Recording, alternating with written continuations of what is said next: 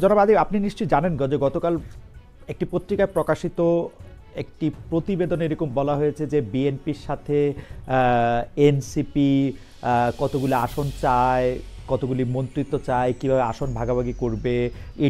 এই সংবাদ প্রকাশের পরে তীব্র প্রতিক্রিয়া দেখা গিয়েছে আপনাদের দলের পক্ষ থেকে। আমাদের প্রশ্ন হচ্ছে যে পত্রিকাটি আসলে খবরটি উইথড্র করে নাই, তারা এরকম একটা বলেছে যে দলের ভিতর থেকেই কেউ না কেউ কথা বলেছেন, হয় বিএনপি থেকে, না এনসিপি থেকে, না দুই দল থেকে। আপনার কাছে এটি কি মনে হয় যে আসলে কি আপনারা বিএনপির সঙ্গে কোনো আলোচনাই করছেন না, নাকি আলোচনায় নাম্বারটা ঠিক হয় নাই, নাকি আপনারা আসলে এককভাবেই নির্বাচনের কথা ভাবছেন, সব দলের সাথে আলোচনার পথ উন্মুক্ত রেখেছেন? আপনার পক্ষে যতটুকু বলা সম্ভব ততটুকু যদি বলেন জনাব আরিফুল ইসলাম আদিব।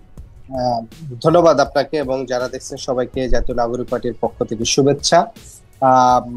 খালেদ ভাই, আপনি যে পরিচয় দিচ্ছেন এর পাশাপাশি আমার দলের পক্ষ থেকে আরো একটি দায়িত্ব পালন করা হয়, সেটা হচ্ছে রাজনৈতিক লিয়াজ প্রধান। লিয়াজ কমিটির প্রধান হিসাবে আমি আমার দলের পক্ষ থেকে বিভিন্ন রাজনৈতিক দলগুলোর সাথে আমাদের যে অফিসিয়াল এবং আনঅফিসিয়াল যে বৈঠকগুলো হয়ে থাকে সেই বৈঠকগুলোতে আমি নানাভাবে অংশগ্রহণ করে থাকি।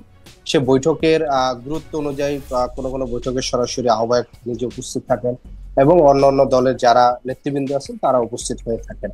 প্রথমত যে বিষয়টি হয়েছে যে প্রথম আলোর যে রিপোর্টটি করেছে সেটি করা হয়েছে এবং তাদের সাথে আমরা যখন যোগাযোগ করছি তারা বলেছে এটা বিএনপির সোর্স থেকেই মূলত সেই বিষয়টি নিউজ হয়েছে, অর্থাৎ বিএনপির নেতৃবৃন্দের সাথে তারা যেটা কথা বলেছে সেটা বিএনপির কাছ থেকে।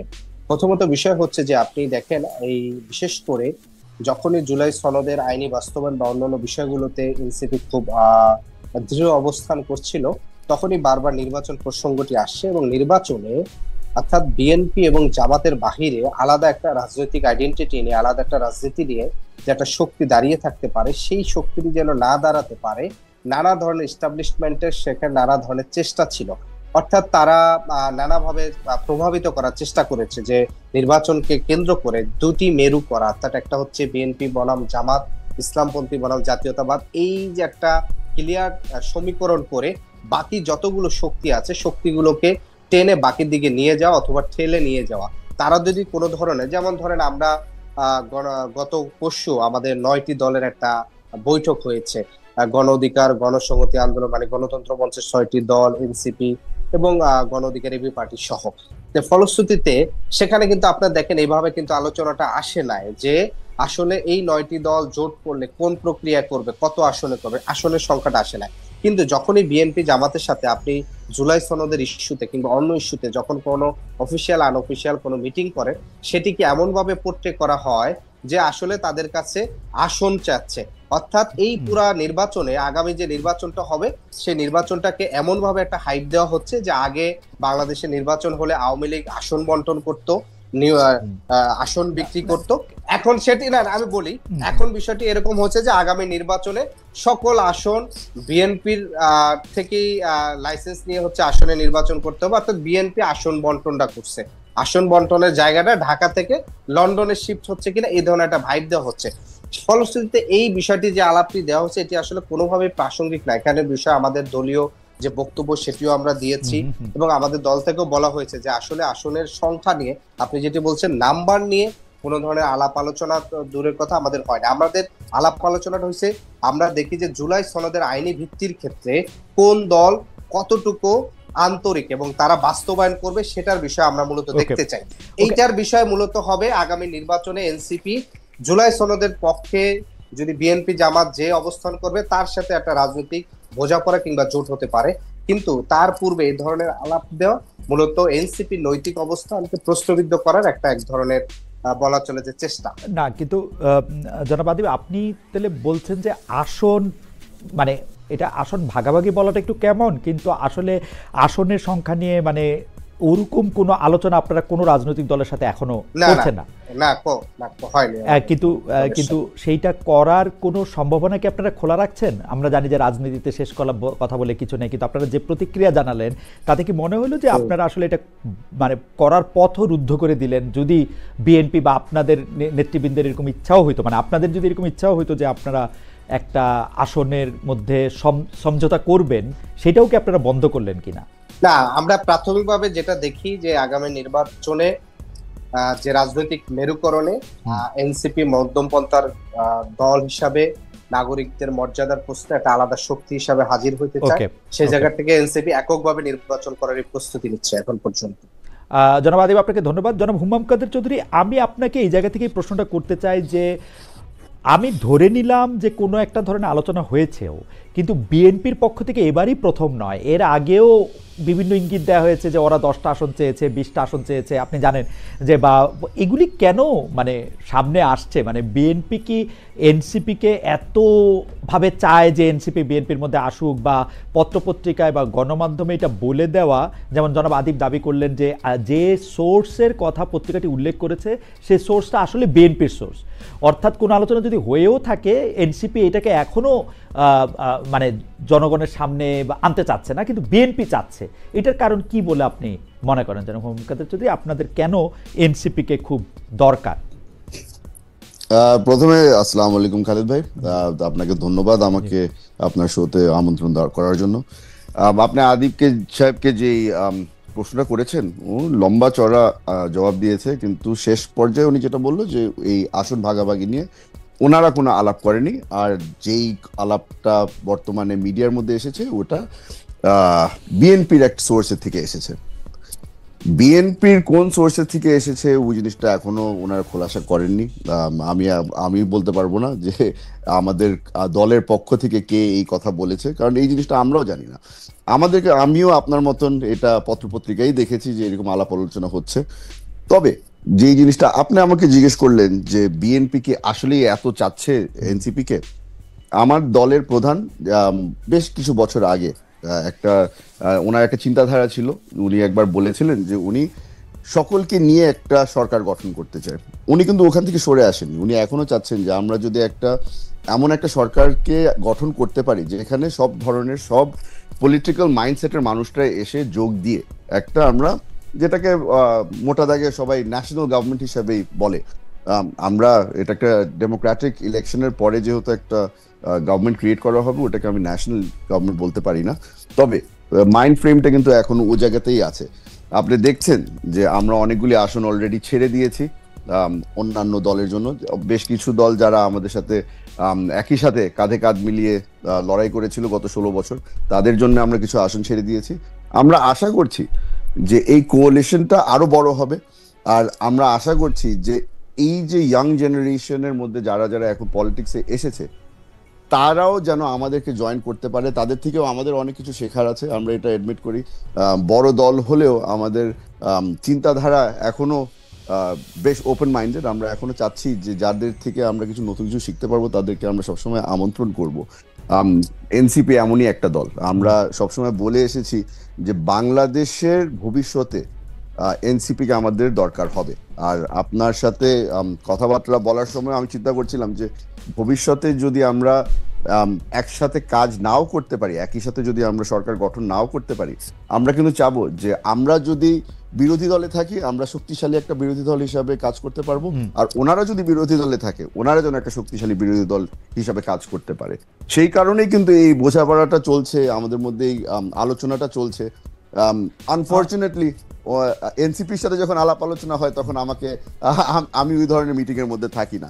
তবে এনসিপির অনেক ব্যক্তির সাথে আমার পার্সোনাল যোগাযোগ আছে, এবং আমি কিন্তু এই যোগাযোগটা মেনটেন করছি যে পলিটিক্সের মধ্যে আপনার শেষ বলে তো কিছু নেই। সেই জন্য ওই রিলেশনশিপটা আমরা বিল্ড করতে চেষ্টা করছি যে নেগোসিয়েশন যদি হয়, ব্যাকডোর নেগোসিয়েশনও যেন সবসময় অনগোয়িং থাকে।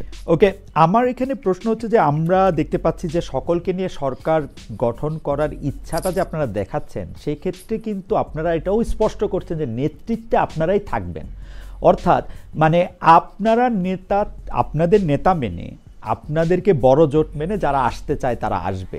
তো এখন যারা নতুন বন্দোবস্তের কথা বলে যারা এই জুলাইয়ের আন্দোলন করলো, অগাস্টে রক্ত দিল, তারা কেন আপনাদের নেতৃত্ব মেনে আসবে? মানে সেটা কেন? মানে আপনারা ওয়ানলি বিকজ আপনারা বড় দল, এর আগেও দেশ শাসন করেছেন সেজন্য? মানে না, আর কিসের জন্য? আমাদের না, এখানে আমি আপনার সাথে একমত। এখানে আমরা ডেফিনেটলি চেয়েছি যে আমাদের নেতৃত্বে নতুন সরকার গঠন হবে। যারা যারা আমাদেরকে জয়েন করবে তারা আমাদের নেতা তারেক রহমান সাহেবকে নেতা মেনেই হয়তো জয়েন করবে। এটা আপনি এখানে একদমই ভুল না। এটার একটা কারণ আছে। এক্সপিরিয়েন্স। আপনারা আমরা রাজনীতি যারা যারা করি, এখানে এক্সপিরিয়েন্স যে একটা বড় ফ্যাক্টর, এই জিনিসটা হয়তো নতুন যারা এসেছে তারা স্বীকার করতে রাজি না। কিন্তু কিন্তু মিস্টার চৌধুরী, আওয়ামী লীগ তো অনেক দিনের এক্সপিরিয়েন্স ছিল, এক্সপিরিয়েন্স চুরি। ওটাই, ওনাদের তো সমস্যা হয়েছে যে ওনারা চুরির এক্সপিরিয়েন্সকে কাজে লেগে, না রাজনীতির এক্সপিরিয়েন্সও ছিল, কিন্তু এক্সপিরিয়েন্স যে অনেক বেশি, মানে আমরা তো অনেক বেশি ইতিবাচক দেখি নাই এক্সপিরিয়েন্স মিস্টার চৌধুরী, এটার জন্য আমরা বলতেছি আর কি। না না, আমি এখানে আপনার দেখেন, আপনার আওয়ামী লীগের ব্যাপারে আমি একদমই অপছন্দ করি আওয়ামী লীগের ব্যাপারে কথা বলার। হাউএভার, আওয়ামী লীগের কথা যেহেতু আপনি উঠিয়েছেন, আমি বলে দিই, আওয়ামী লীগের যখন তারা সেকেন্ড জেনারেশন, থার্ড জেনারেশন নতুন আওয়ামী লীগকে তারা দলে নিয়ে এসেছে এবং পদ পদবি দিয়েছে, ওরা কিন্তু একটা ফ্যাক্টর বারবার করে দেখেছিল যে এরা ডিসিপ্লিন কত মেনটেন করে চোর বাবাদের, এবং তারা নিজেরা কত ভালো চুরি করতে পারে। ওই এক্সপিরিয়েন্সটা দেখেই কিন্তু তাদেরকে পদ পদবি দেওয়া হতো। আমরা এখন যেটা চেষ্টা করছি যে আমাদের নেক্সট জেনারেশন যারা নতুন নতুন পলিটিক্সে আসছে, তাদের মেধা এবং তারা কতটা দেশপ্রেম দেখাতে পারে, এই জিনিসটা বিবেচনা করে কিন্তু আমরা আস্তে আস্তে করে তাদেরকে দলের মধ্যে জায়গা দিচ্ছি এবং তাদেরকে কিছু প্রাধান্য দেওয়া হচ্ছে যে তারা যেন কোনো এক্সপিরিয়েন্স রোল প্লে করতে পারে। জনাব চৌধুরী, আপনাকে অনেক ধন্যবাদ। আমি জনাব আদিবের কাছে একটু আসি। জনাব আদিব, আমরা কিন্তু প্রাণপণ চেষ্টা করছি এনসিপির রাজনীতিটা বোঝার, কিন্তু এনসিপি নিজেদের রাজনীতিটাকে যেভাবে মানে বলতে চাইছে যে এটা বিএনপির থেকে আলাদা, জামায়াত থেকে আলাদা, অন্য একটা রাজনীতি। কিন্তু আপনার কাছে কি মনে হয় যে এনসিপির রাজনীতিটা এখন পর্যন্ত আমাদের কাছে স্পষ্ট হয়েছে যে এনসিপি আসলে আমাদেরকে, এনসিপি যদি দেশ পরিচালনায়, সরকারে থাকুক আর বিরোধী দলে থাকুক, দেশ পরিচালনায় যদি থাকে, তাহলে এনসিপি আমাদের কোথায় নিয়ে যেতে চায় এবং কতগুলি পার্টিকুলার স্পেসিফিক কোশ্চেনের জবাব কি এনসিপি আমাদের দিয়েছে কিনা, মানে আপনার কাছে কি মনে হয়? কারণ আমরা কেন আমি প্রশ্ন করছি আদিব, আপনি নিশ্চয়ই খেয়াল করেছেন যে এনসিপির নেতৃবৃন্দ এক একজন নেতা এক এক রকম ভাষায় কথা বলেন এবং এনসিপি মোটামুটিভাবে একরকমভাবে কথা বলতেছে, সেইটা আমার মনে হয় নাই। এবং যারাই আসলে এনসিপির বিপক্ষে যায়, এটাও একটা প্রশ্ন যে তাদেরকে অনেক শত্রু জ্ঞান করা হয়। যেমন ধরেন, প্রথম আলোতে একটি রিপোর্ট প্রকাশিত হলো, আপনার দলের শীর্ষ নেতা একজন বললেন যে আপনি যদি লাগে আপনি আমাদের দলের টিকিটে এসে ইলেকশন করেন। মানে আমি সাংবাদিকদের প্রতি এইরকম আমি জীবনে দেখি নাই। মানে আপনার কাছে কি মনে হয়, এটা কি আসলে তারুণ্য, এটা কি আসলে মানে, বা আপনি যদি প্রথম থেকে বলতেন এনসিপির রাজনীতিটা আসলে কি, এটা যদি একটু বলতেন। ধন্যবাদ আপনাকে আবারও। দেখেন, আমরা প্রথম থেকেই বলে আসছি, এখন পর্যন্ত গত 8-9 মাসে আমরা এনসিপি গঠিত হওয়ার পর থেকে, 28শে ফেব্রুয়ারির পর থেকে আমরা প্রথম থেকেই বলে আসছিলাম, আমাদের প্রথম থেকে, যে আমরা বাংলাদেশের রাজনীতিতে একটি নিউ রিপাবলিক চাই। এবং সে কারণে আমরা যেটি বলেছি, এখানকার শাসনতান্ত্রিক কাঠামোর একটা মৌলিক পরিবর্তন, রাজনৈতিক সংস্কৃতির একটা পরিবর্তন, এই দুইটা জায়গায় আমরা সবচেয়ে বেশি জোর দিয়েছি।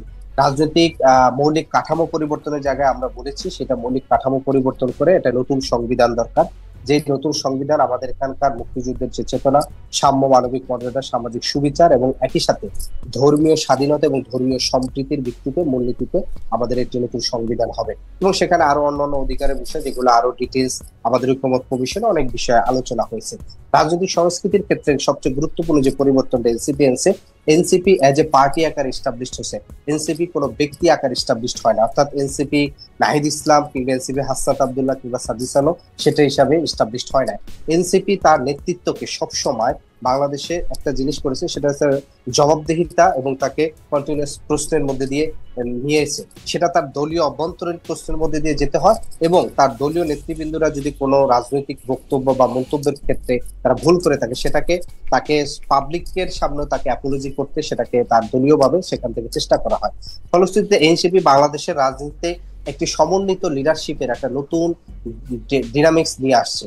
সেটা আপনি বাংলাদেশের রাজনীতিতে, যেখানে আমরা দেখেছি যে বাংলাদেশের দু পরিবারের যে রাজনীতি দীর্ঘ 54 বছর ধরে চলে আসছে, শেখ পরিবার কিংবা জিয়া পরিবার, এর বাহিরে আমরা দেখেছি যে জামাত ইসলাম কিংবা জাতীয় পার্টি আলাদাভাবে একটা রাজনীতি করছে। সেই দলগুলোর ক্ষেত্রেও জামাত ইসলাম যেহেতু ধর্মভিত্তিক রাজনীতি, তার একটা আলাদা রাজনীতি। জাতীয় পার্টি ফুললি একেবারে পরিবার ভিত্তিক। ফলশ্রুতিতে এনসিপি এখানে যে নিউ লিডারশিপ এবং সমন্বিত একটা লিডারশিপের যে একটা রাজনীতি, সেই রাজনীতির সংস্কৃতিটা এনসিপি নিয়ে আসে। এনসিপি আরো কিছু সংস্কৃতি পরিবর্তনের ক্ষেত্রে চেঞ্জ করার চেষ্টা করেছে, কিন্তু এখানে আমাদের এই চেষ্টাটা রাজনৈতিক সংস্কৃতি পরিবর্তনের ক্ষেত্রে শুধুমাত্র এটা এনসিপিরই দায়িত্ব না, বরঞ্চ